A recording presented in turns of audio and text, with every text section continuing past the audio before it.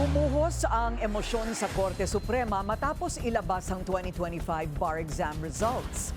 Ibinahagi ng ilan, dugo, pawis at luha ang katumbas ng hangaring maging abogado ng bayan. Ang kanilang storya sa Agenda Reporting Andrea Salve.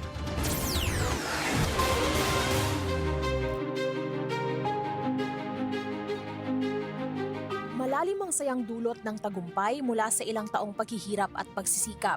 Minsan hindi mapaliwanag ng mga salita pero nakikita sa mga matang lumuluha.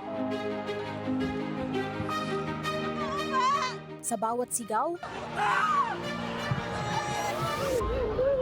at sa yakap ng pamilya at mga kaibigang sumusuporta.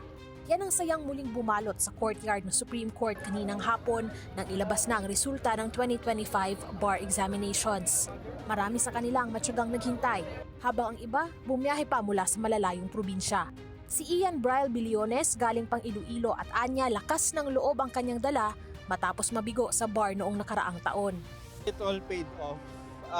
I was scared kasi last year I missed it by 0.71. Naglakas loob ako na pumunta dito from Iloilo because sabi ko sa sarili ko, isang beses lang ako papasa sa bar.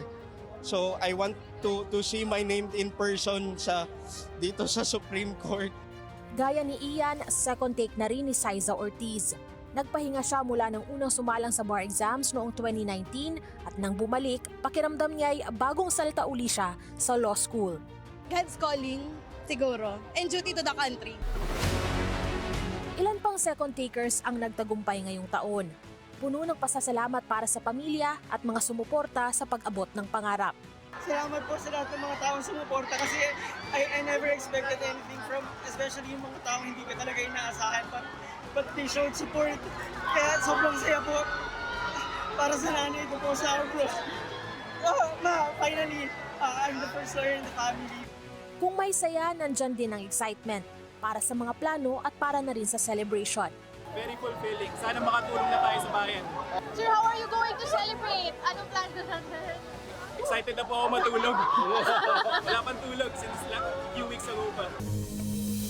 5,594 mula sa 11,425 examinees ang pumasa sa bar ngayong taon. Higit kalahati rin ang nabigo.